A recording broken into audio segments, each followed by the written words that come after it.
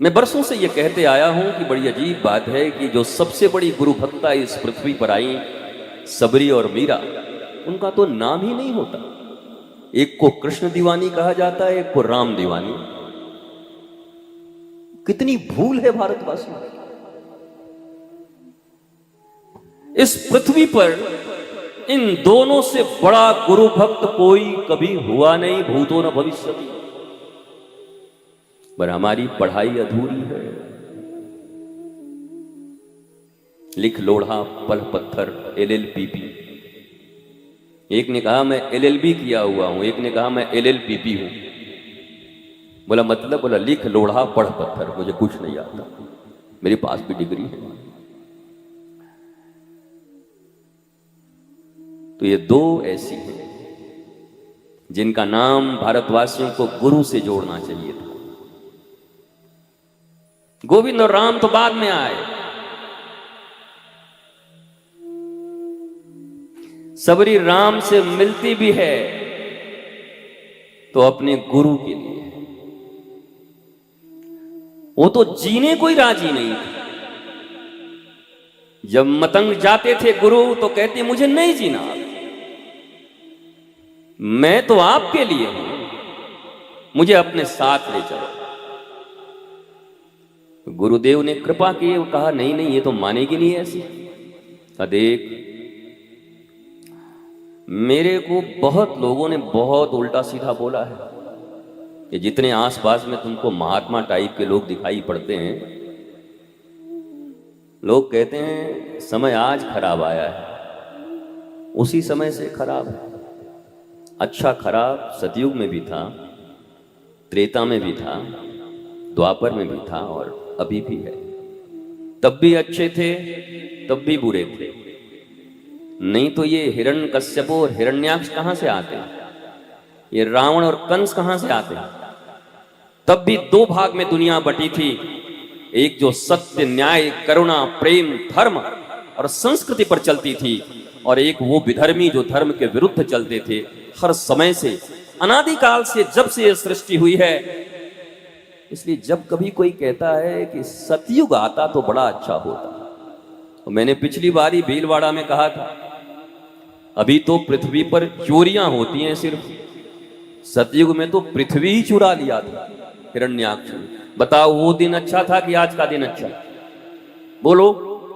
घर में से टीवी चोरी हो जाए, फ्रिज चोरी हो जाए, वो सबसे बड़ी चोरी है कि रातों रात कोई घर अपने नाम करवा ले जाए, वो सबसे बड़ी चोरी है। बताओ। तो उस समय तो पूरी पृथ्वी हिरण्याक्ष ने आपके धर्म ग्रंथों के अनुसार सागर में छुपा कर रख दिया था। धरती पर चोरी नहीं कर रहा था, धरती की चोरी करके बैठ गया था। वो कई लोग, गुरुजी सतयुग कब आएगा? हम बोले हम तो चाहते हैं कलयुग ही रहे, छोटी मोटी चोरियां चलती रहे, कोई बात नहीं। ये सतयुग मंगवा रहा है, पूरा पृथ्वी चुरवाएगा क्या? गुरुजी त्रेता कब आएगा? हमने कहा अभी तो सामान्य जनता की पत्नियों का कोई हरण करके ले जा रहा है। त्रेता में तो भगवान की पत्नी का ही हरण करके ले गया। काहे को त्रेता मंगवा रहे हो फिर से? ऐसी द्वापर। इसलिए कहते हैं कि कलयुग सबसे सुंदर युग, बेस्ट। हमारी आदत जो है उसकी कद्र नहीं करते, जो नहीं है उसके लिए रोते रहते। यह आदत बन चुका। भाई जगजीत सिंह का भी तो बचपन कभी आया होगा, बचपन में खेला कूदा होगा, पर लिखा किसी और ने, गाया जगजीत सिंह ने। कोई लौटा दे मेरे, अने क्या वो क्या बोलते हैं वो, नानी की गुड़िया, ये दौलत भी ले लो, ये शोहरत भी ले लो, भले छीन लो मुझसे। बताओ, जवानी भी छोड़ने को तैयार था बचपना के लिए। कोई गाता है कोई लौटा दे मेरे बीते हुए दिन। वो दिन तो तुम्हारे ही पास था, तुम तब भी एंजॉय नहीं कर पाए। एक छोटे छोटे बच्चे यहां खड़े, उनसे पूछो तो कहेंगे मैं जब बड़ा हो जाऊंगा ना तब बताऊंगा। इनको जल्दी है कि ये बड़े हो जाए। बेचारों को लगता है सब हमारे ऊपर ही दादागिरी करते हैं। मम्मी पापा, जितने काका काकी, फूफा फूफी, जितने भी लोग, इनको बच्चा सिर्फ दिखना चाहिए। इधर आओ, पढ़ाई कैसा चल रहा है, तू कैसा पढ़ा था, 5वीं क्लास फेल होकर के दुकान में बैठा है। जिनको देखो बच्चे पे दादागिरी। ये बच्चे भी सोचते हैं बड़ा हो जाऊं तो मैं भी ऐसे ही दादागिरी करूंगा। छोटे बच्चों को, बच्चों को बचपन पसंद नहीं, जवानी को जवान पसंद नहीं, जवान को जवानी पसंद नहीं, बुढ़ाऊ को बुढ़ापा पसंद नहीं। और मरने वाले से कोई पूछे कि मरना चाहते हो कि बूढ़ा होके रहना चाहते हो, बोला हम 1 लाख वर्ष बूढ़ाऊ होके ही रहें, लेकिन हम जीना चाहते हैं, मरना नहीं चाहते। हर आदमी दुनिया में बीते हुए दिन खोजता है,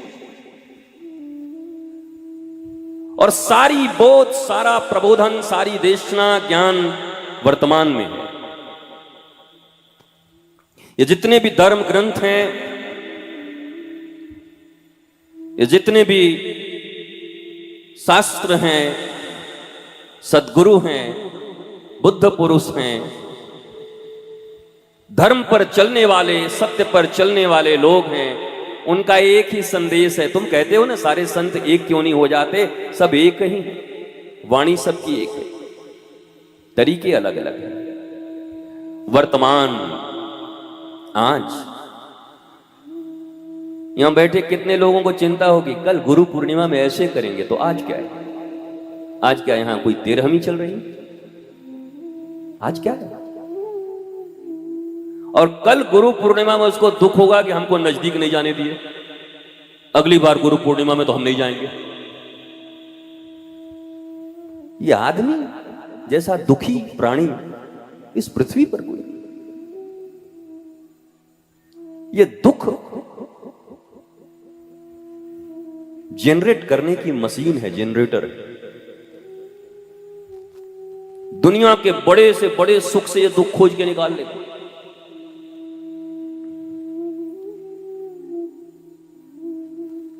और तुम लोग भी जितने यहां हो, यहां वाले और वहां वाले जो उधर से आए हैं, वो सब देख लो। यहां वाले कहेंगे ऐसे ही शिष्य हैं इनके, और वहां वाले कहेंगे भीलवाड़ा इतने दूर आ गए, यही हमको मिला। ये दोनों में से कोई सुखी नहीं है। मैं समझता हूं 4 दिन के बाद ये सब दुखी होके जाने वाले।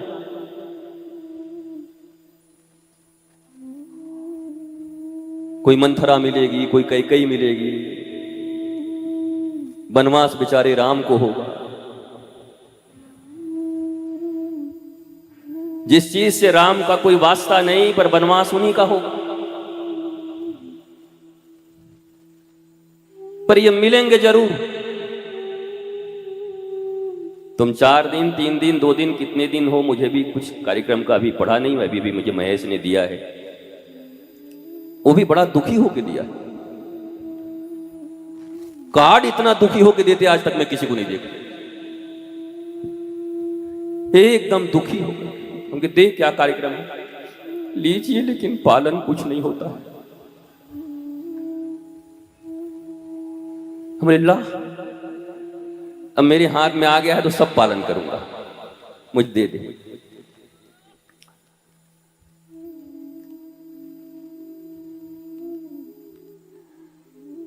हम मनुष्य हैं, आनंद ढूंढने आए हैं इस पृथ्वी पर।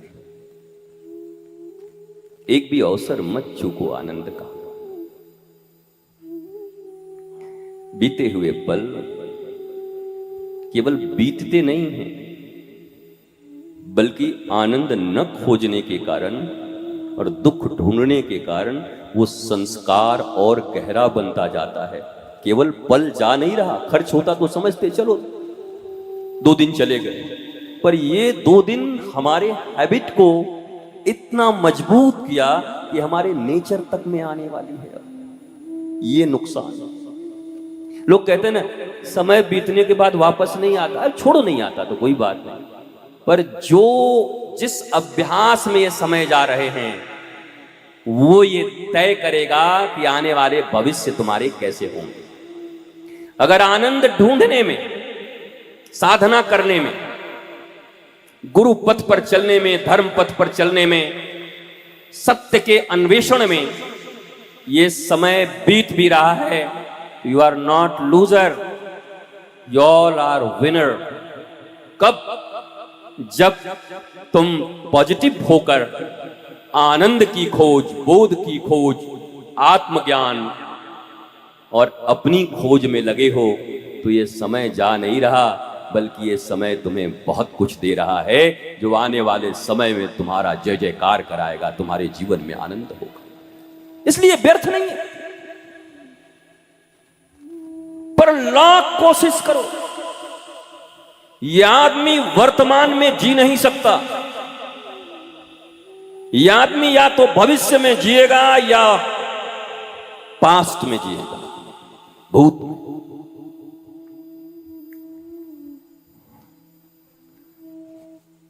लोग वो भूत प्रेत से बहुत डरे हुए हैं आजकल, ORS, उसको मारो, उसको भगाओ। ये सब भूत प्रेत तो मैं कुछ नहीं जानता। ये जो भूत में तुम हो, तुम जी रहे हो, तो भूत कोई और नहीं, तुम सब जिंदा भूत सामने ही बैठे हो। कोई कहता महाराज जी हमको भूत पकड़ लिया। भूत को कभी भूत पकड़ते देखा? तुम तो ऑलरेडी बने बनाए भूत हो, तुमको कौन भूत पकड़े? तुम भूत मत पकड़ो और भविष्य की चिंता मत करो।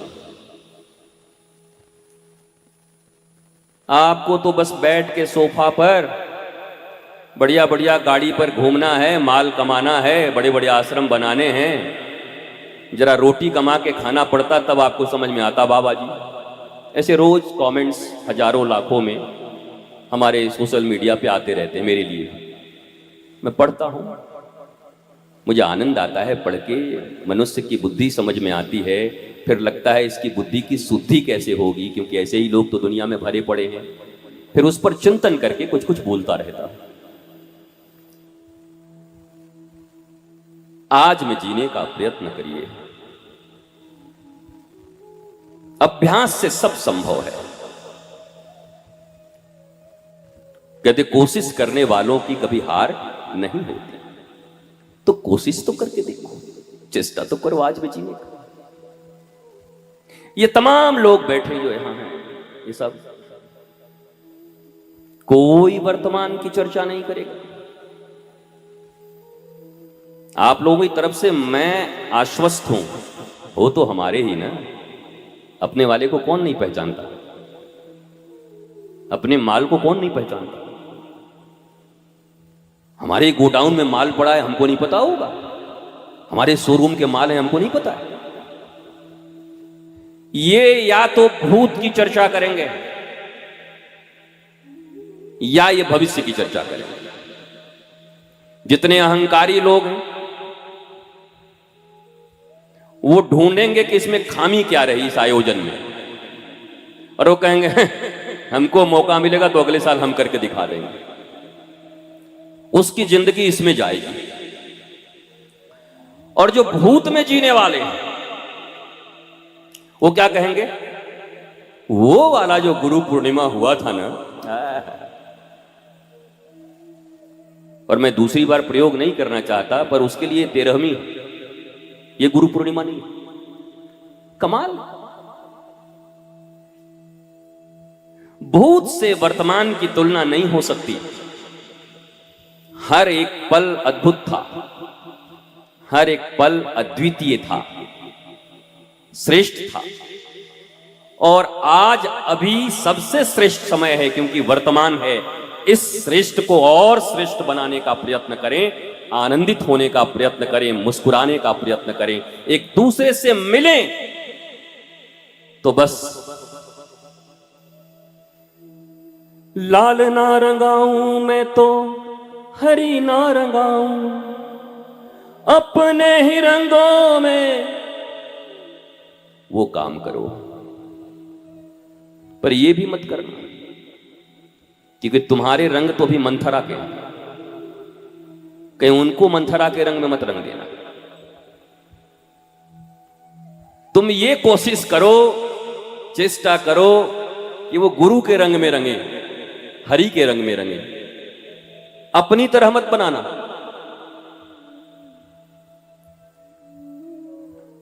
क्योंकि तुम्हारे अंदर जो फॉल्ट हैं अब वो डिफॉल्ट हो चुके हैं सिस्टम। मुझे तो कम आशा लगता है कि वो ठीक ठाक होगा, इसलिए इतना ही रहम करो इस दुनिया के ऊपर कि अपने जैसा किसी को मत बनाना। क्योंकि अपने दिल पर हाथ रख करके तुम कह सकते हो कि तुम सुखी नहीं हो। You are not satisfied with your life, present life, you are searching. तो अपने जैसा मत बनाना किसी को, इतना रहम कर दो। और दुनिया पर छोड़ो, अपने बच्चों पे भी कर देना इतनी रहम, अपने जैसा मत बनाना। कहना मेरे जैसा मत बनना। आइडियल पुरुष हैं मेरे पास, एक मेरे पास बहुत अच्छे आइडियल हैं, लिविंग आइडियल, रोल मॉडल। मैं चाहता हूं तुम समथिंग लाइक उनके जैसे जैसे कुछ बनो।